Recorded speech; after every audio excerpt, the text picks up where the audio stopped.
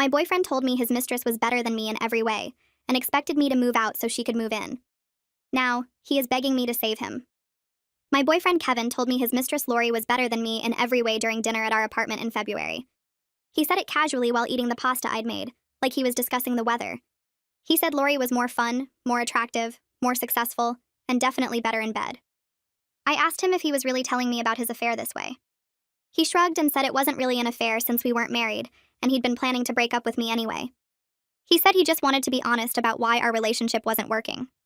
I asked how long this had been going on, and he said 4 months, which meant he'd been sleeping with her since before Thanksgiving. He said he would have ended things sooner, but he needed someone to split rent with until Lori's lease ended in March. I sat there stunned while Kevin explained that Lori was everything I wasn't. She was spontaneous while I was boring, she was ambitious while I was complacent, and she understood him while I just nagged. He said he'd been miserable with me for over a year, but stayed because leaving seemed like too much work. He actually thanked me for being so predictable that he could easily schedule time with Lori without me noticing. I asked him why he was telling me this now, and he said Lori's lease was up next week, so she'd be moving in here. He expected me to move out by then since the apartment was in his name, even though I'd paid half the rent for 2 years. He said he'd already told Lori she could have the bigger closet that I was currently using. Kevin then pulled out his phone to show me pictures of them together like I'd asked to see them. He scrolled through photos of them at restaurants I'd wanted to try, concerts he'd said he was too tired to attend with me, and weekend trips he'd claimed were work conferences. He seemed proud of how well he'd managed the deception, and said I should be impressed by his organizational skills. He even showed me the separate calendar he kept to track his lies and said it was exhausting maintaining 2 relationships. I asked him if he felt bad at all, and he laughed. He said why would he feel bad about upgrading to someone better? He said I should be grateful he was being honest instead of just ghosting me like he'd originally planned. He said Lori had convinced him to tell me the truth because she wanted to redecorate without my stuff in the way. The next day, Kevin went to work expecting me to start packing. Instead, I started making phone calls. First, I called Kevin's mother, Diane, who adored me and had no idea about Lori. I told her everything Kevin had said, word for word, including the part about me being boring in bed. Diane was horrified and said she'd raised him better than this. She said she'd been planning to give Kevin his grandmother's engagement ring, but now she'd rather throw it in the ocean. Then I called Kevin's boss, Robert, who was also his mentor. Robert had helped Kevin get promoted twice and thought of him like a son. I mentioned that Kevin had been using his company credit card for dates with Lori, which I knew because I'd seen the statements he carelessly left on the counter. Robert said that was a fireable offense and he'd need to investigate immediately. I also called our landlord because the apartment wasn't actually in Kevin's name like he'd claimed. We were both on the lease, which meant he couldn't just kick me out. I told the landlord that Kevin was planning to move in another person without permission, which violated our lease agreement. The landlord said if Kevin wanted changes to the occupancy, everyone would need to reapply and qualify individually. Next, I contacted Lori directly through social media. I told her I was happy to move out, but wanted to warn her about a few things. I mentioned Kevin's credit card debt that he'd hidden from both of us, his gambling problem that drained his savings, and the medication he took for a persistent fungal infection he'd claimed was cured. I said I just wanted her to be informed since Kevin believed in total honesty now. Lori messaged back asking what fungal infection and what gambling problem. Turns out Kevin had told her he was financially stable and perfectly healthy. I also mentioned that Kevin had described their intimate life to me in detail and compared us extensively, which made Lori furious because she thought that was private. By evening, Kevin's life was unraveling. His mother called him screaming about disrespecting women and said he was no longer welcome at Easter dinner. His boss called him into an emergency meeting about misuse of company funds. The landlord called saying there had been a complaint about unauthorized occupants. And Lori called him crying, saying she couldn't believe he'd shared intimate details about her with his ex. Kevin came home panicking and asked what I'd done. I told Kevin exactly what I did. I called his mother and told her about Lori. I called his boss and mentioned the company credit card charges. I contacted the landlord about the lease. I messaged Lori about his health issues and gambling problem. Kevin's face went white like someone had drained all the blood from his head. He started yelling that I was crazy and vindictive. He said I ruined his life over a breakup. I stayed calm on the couch and pointed out that he ruined his own life by lying to everyone who trusted him. I said I just told people the truth he'd been hiding. He kept shouting that I had no right to interfere in his relationships. I reminded him he'd been interfering in my life for 4 months while sleeping with someone else in my bed. He grabbed his phone and started pacing around the living room like a caged animal. Kevin called Lori first. The phone rang and rang before going to voicemail. He tried again. Voicemail. He left a message saying they needed to talk, and that I was spreading lies about him. He tried a 3rd time and I watched his face crumble when she didn't pick up. Then he called his mother. I heard Diane answer and immediately start yelling through the speaker. She called him a disappointment and said she couldn't believe she raised someone who would treat women this way. Kevin tried to explain, but she hung up on him mid-sentence. He stared at his phone like it had betrayed him. He was breathing too fast and sweating even though the apartment wasn't warm. I sat on the couch feeling strangely calm while watching him fall apart. It was like watching a building collapse in slow motion. Part of me felt bad for him, but most of me felt nothing at all. My phone buzzed with a text from Evie asking if I was okay. I'd sent her a message earlier saying Kevin and I broke up but hadn't given details. I got up and walked to my bedroom while Kevin kept trying to call people back. I closed the door and sat on my bed before calling Evie. She answered immediately asking what happened. I told her everything from the dinner confession to the phone calls I made today. Evie was quiet for a long moment before saying she couldn't believe Kevin actually showed me pictures of his affair, like it was something to be proud of. She said she was shocked but also weirdly proud of me for standing up for myself instead of just crying and packing. She offered to come over right now to help me figure out what to do next. I told her I appreciated it but needed tonight to process everything. She made me promise to call her tomorrow and said she'd bring coffee and breakfast, so we could make a plan. Kevin's phone rang at 9 p.m. I heard him answer in the living room with a shaky voice. It was Robert, his boss. Robert's voice was loud enough that I could hear him from my bedroom even through the closed door. He demanded Kevin come to the office first thing tomorrow morning with documentation for every personal charge on his company card. Kevin tried to say it was a misunderstanding, but Robert cut him off. He said they would discuss it professionally tomorrow with HR present, and that Kevin should bring a lawyer if he felt he needed one. The call ended and I heard Kevin throw something against the wall. It sounded like his phone hitting the drywall. I stayed in my room with the door locked. My laptop pinged with an email notification around 9:30. I opened it to find a message from the landlord sent to both Kevin and me. The email explained that both our names were on the lease as equal tenants. Any changes to occupancy required written notice from all current tenants and approval from the landlord. The landlord reminded us that adding unauthorized occupants was a violation of our lease agreement and could result in eviction for both parties. I heard Kevin's laptop open in the living room. He got quiet for a few minutes. Then I heard him reading the email out loud to himself like he couldn't believe what it said. He read it 3 times. I heard him slam his laptop shut and start pacing again. I got ready for bed around 11 p.m. I locked my bedroom door from the inside and climbed under the covers. Kevin was still up in the living room. I could hear him typing frantically on his phone. Every few minutes, I heard his voice talking to someone. He was begging Lori to answer and saying he could explain everything. He promised he never meant to hurt her. He said I was lying about some things to get revenge. His voice got more desperate each time he left a message. Around midnight, I heard him crying. Not just quiet tears, but actual sobbing like a kid who lost something important. I lay in bed staring at the ceiling, feeling nothing. I thought I would feel guilty or sad, but I just felt empty and tired. Kevin's alarm went off at 6:30 the next morning. I heard him moving around the apartment getting ready for work. He looked terrible when I saw him through my bedroom door crack. His eyes were red and puffy. His hair stuck up in weird directions. His shirt was wrinkled like he'd slept in it. He left without saying anything to me. I waited until I heard the front door close before getting up. I called my boss and said I needed a sick day for personal reasons. She was understanding and told me to take care of myself.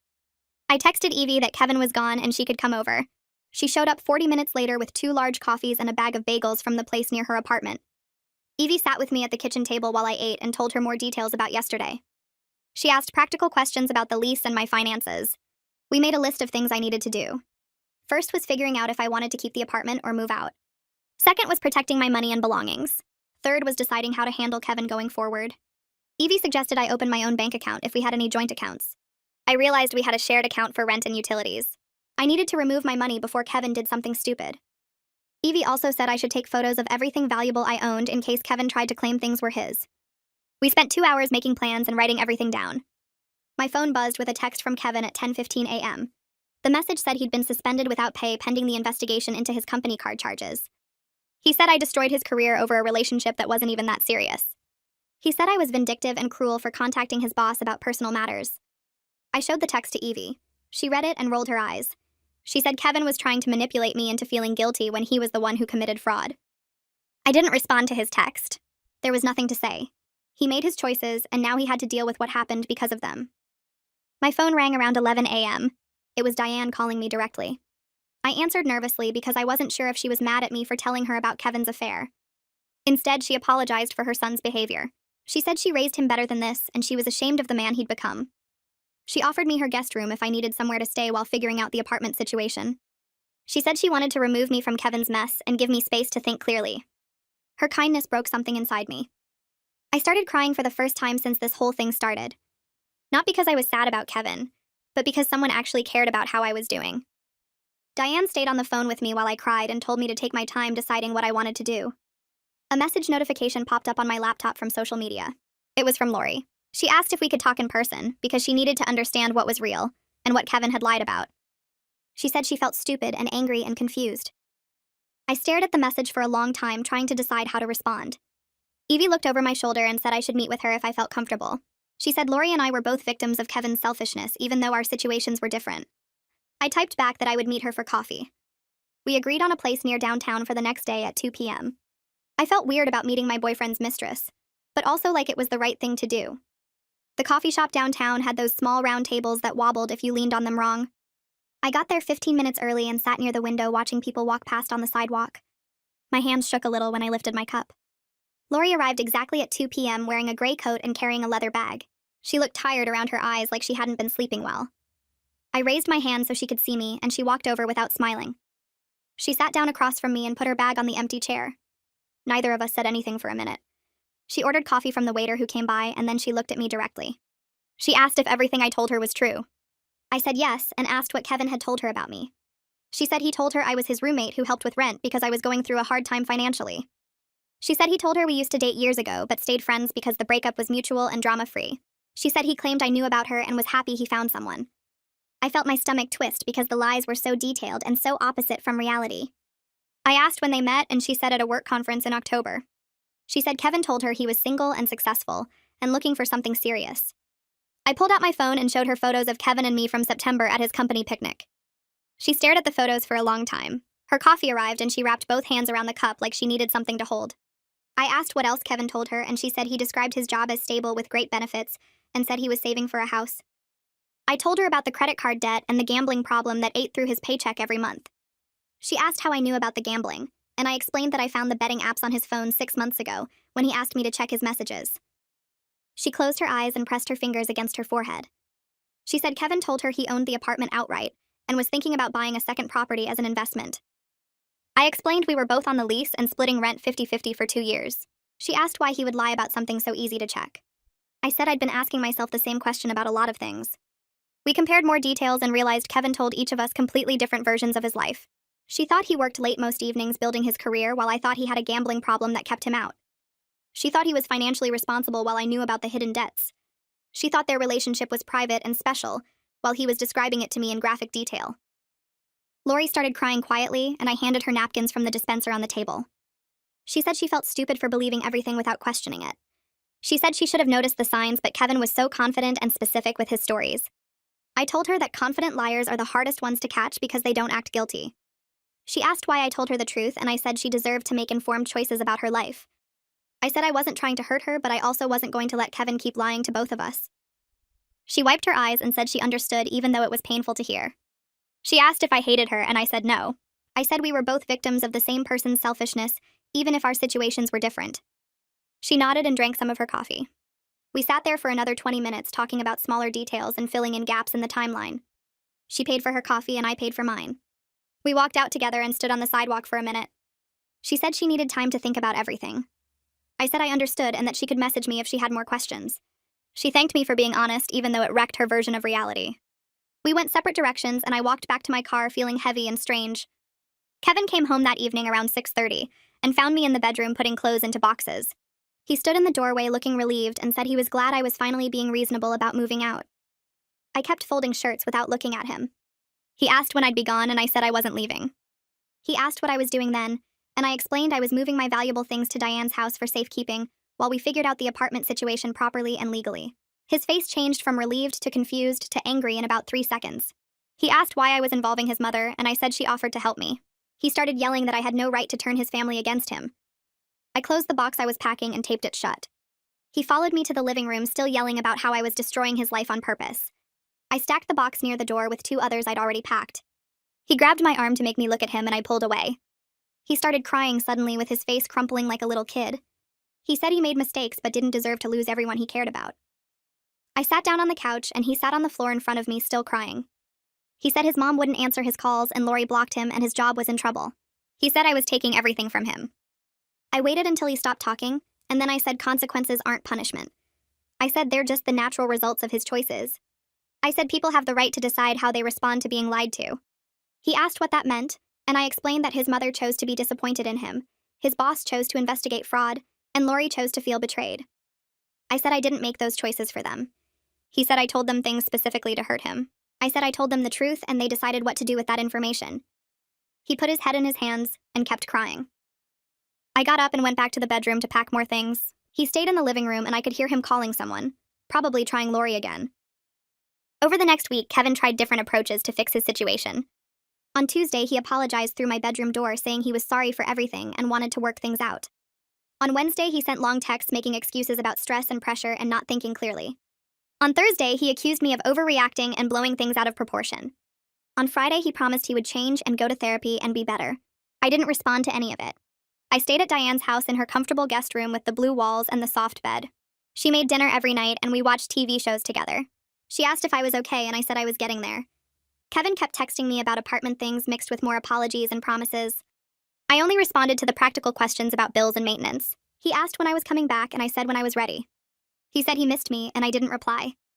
Diane told me I could stay as long as I needed and that Kevin had to learn actions have consequences.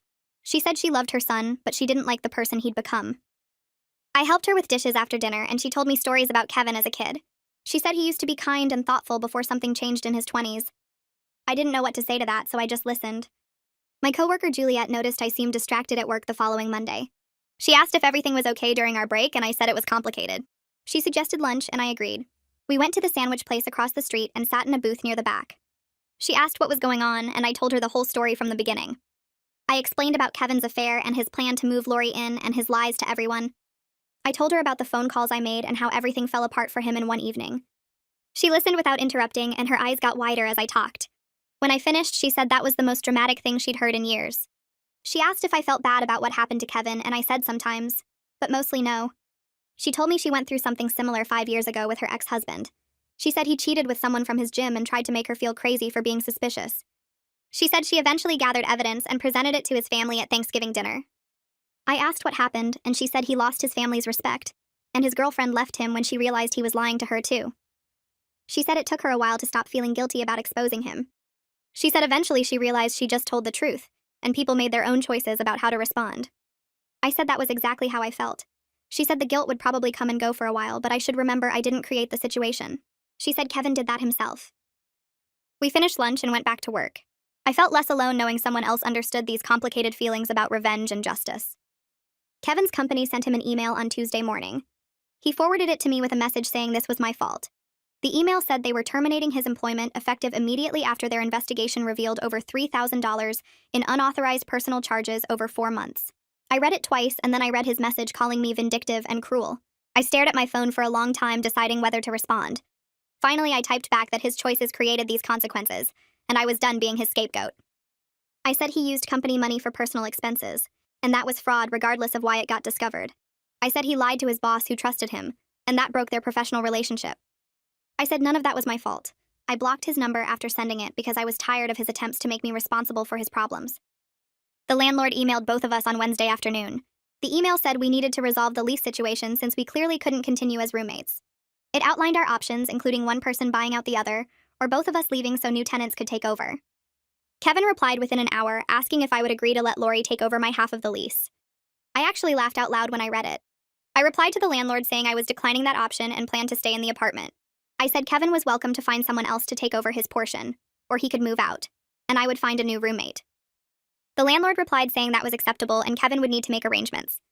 Kevin sent me an angry message asking why I was being difficult. I didn't respond. Lori messaged me on Thursday night. She said she was ending things with Kevin completely after learning about his employment termination. She said finding out about the financial instability he hid from her was the final piece of information she needed.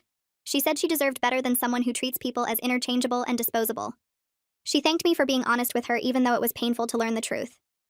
She said she hoped I found happiness and peace after everything. I thanked her for the message and wished her the same.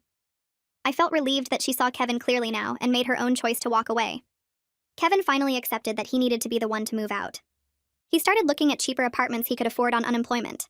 Diane called me on Saturday to say Kevin asked her for help with a deposit on a studio apartment across town. She said she agreed to help him one last time, but made it clear this was the final financial assistance he would get from her. She said he needed to prove through his actions that he'd changed his behavior and his attitude. She said she hoped losing everything would teach him to value people and tell the truth. I thanked her for everything she'd done for me. She said I was always welcome in her home and she considered me family regardless of what happened with Kevin. That made me cry again, but this time it felt different from before. I felt like something in me had shifted from broken to angry, which gave me more energy than sadness ever could. The landlord scheduled a mediation meeting for the following Tuesday at a conference room in the building's management office. Kevin and I sat on opposite sides of a long table with the mediator between us, a woman named Carol who reviewed our lease agreement and the situation we'd both described in separate emails. She explained that since we were both on the lease with equal rights, neither of us could force the other out, but we could arrange a voluntary transfer if both parties agreed. Kevin stared at the table while Carol talked, his jaw tight and his hands clenched in his lap. I told Carol I wanted to stay in the apartment and would be willing to take over Kevin's portion of the lease if the landlord approved. Kevin finally spoke up and said he couldn't afford to keep paying rent without a job anyway, so he'd sign whatever was needed to get out. Carol produced the transfer documents and explained each section while Kevin sat there looking smaller than I'd ever seen him. He signed every page without reading them, his signature getting messier as he went through the stack. When Carol asked if he understood he was giving up all rights to the apartment, he just nodded and pushed the papers back across the table. The whole meeting took less than 30 minutes, and when it was done, the apartment was legally mine alone. Kevin stood up to leave and looked at me like he wanted to say something, but I gathered my copies of the documents and walked out first. I heard him tell Carol he'd be out by the weekend, and I kept walking without looking back. Kevin moved his stuff out on Saturday morning while I stayed at Diane's house to avoid another confrontation. He texted me when he was done, just a short message saying his key was on the kitchen counter. I drove back to the apartment that afternoon and walked through rooms that felt both familiar and completely different without his presence filling the space. His furniture was gone from the living room, leaving empty spots on the carpet where his couch and TV stand had been. The bathroom only had my toiletries on the counter, and the bedroom closet was half empty where his clothes used to hang. I stood in the middle of the living room and realized I could do whatever I wanted with this space now. Evie came over Sunday morning with painting supplies and a playlist of angry breakup songs. We moved all my furniture to the center of the rooms and covered everything with drop cloths. The walls had been this pale beige color that Kevin picked when we first moved in, and I'd always hated how boring it looked. Evie helped me paint the living room a warm gray blue that reminded me of early morning sky. We worked for hours, covering the old color with fresh paint, and laughing about how bad we were at cutting clean edges along the ceiling. Diane showed up around noon with sandwiches and a small bookshelf she said she didn't need anymore. She stayed to help with the second coat and told stories about redecorating her own house after Kevin's father left, how changing her space helped her feel like herself again. By evening, the living room looked completely different, the new color making everything feel calmer and more like mine. Evie helped me rearrange the furniture using pieces Diane brought to fill the empty spots, and we ordered pizza to celebrate finishing the first room. I fell asleep that night in my apartment that was finally just mine, exhausted but feeling more settled than I had in weeks. A month passed with me getting used to living alone and actually enjoying the quiet. I established new routines, bought groceries I wanted instead of things Kevin liked, and started sleeping better without his presence in the bed next to me. My email notification chimed one Tuesday evening while I was making dinner, and I saw Kevin's name in my inbox. I almost deleted it without reading, but something made me open it instead. The message was longer than I expected and completely different from his previous angry texts. He wrote that he'd been doing a lot of thinking since everything fell apart, and he realized how cruel and selfish he'd been during our relationship, and especially during the breakup. He said losing his job forced him to look at his spending habits and his tendency to blame other people for his own choices. He said Lori breaking up with him made him understand how it felt to be on the receiving end of someone's dishonesty. He said his mother refusing to speak to him for 2 weeks showed him how much damage his behavior caused to people who cared about him. He wrote that he'd started seeing a therapist to figure out why he treated people like they were disposable, and he was beginning to understand patterns in his behavior he'd never noticed before. He said he didn't expect me to forgive him or respond to this email, but he wanted me to know he was genuinely sorry for everything he put me through. He said I deserved better than how he treated me, and he hoped I was doing well. I read the email 3 times, looking for signs of manipulation or attempts to get something from me. It seemed genuine, and part of me appreciated that he was finally taking responsibility for his actions. But I also realized I didn't need his apology to move forward with my life. I'd already processed what happened and built something new for myself. I closed the email without responding and went back to cooking dinner, feeling nothing but mild satisfaction that he was facing his issues honestly. 3 months after everything exploded, I was sitting at my kitchen table on a Saturday morning drinking coffee and reading news on my phone. The apartment was completely mine now, decorated exactly how I wanted with plants on the windowsills and art on the walls that Kevin would have hated. My boss had offered me a promotion the previous week, a step up with better pay and more responsibility that I'd been working toward for over a year. I'd been casually seeing someone I met through a friend, a guy named Gabriel who actually listened when I talked and made plans he kept instead of canceling last minute. Nothing serious yet, but he treated me with basic respect and consideration that felt amazing after what I'd been through with Kevin. Evie came over that afternoon to help me hang new curtains in the bedroom, and while we worked, she joked that revenge looked good on me. I laughed and told her it wasn't really about revenge anymore. What changed everything was finally learning to value myself enough to walk away from someone who didn't appreciate me. That confidence shifted how I moved through the world, how I handled situations at work, how I approached new relationships, and how I made decisions about my own life. I wasn't the same person who sat at that dinner table in February listening to Kevin compare me to his mistress. I'd become someone who knew what I deserved and wouldn't settle for less. The apartment, the promotion, the new relationship, all of it came from that fundamental shift in how I saw myself. Evie said that was the best kind of ending, and I agreed while we hung the last curtain panel and stepped back to admire how the room looked bathed in afternoon light, filtering through the new fabric.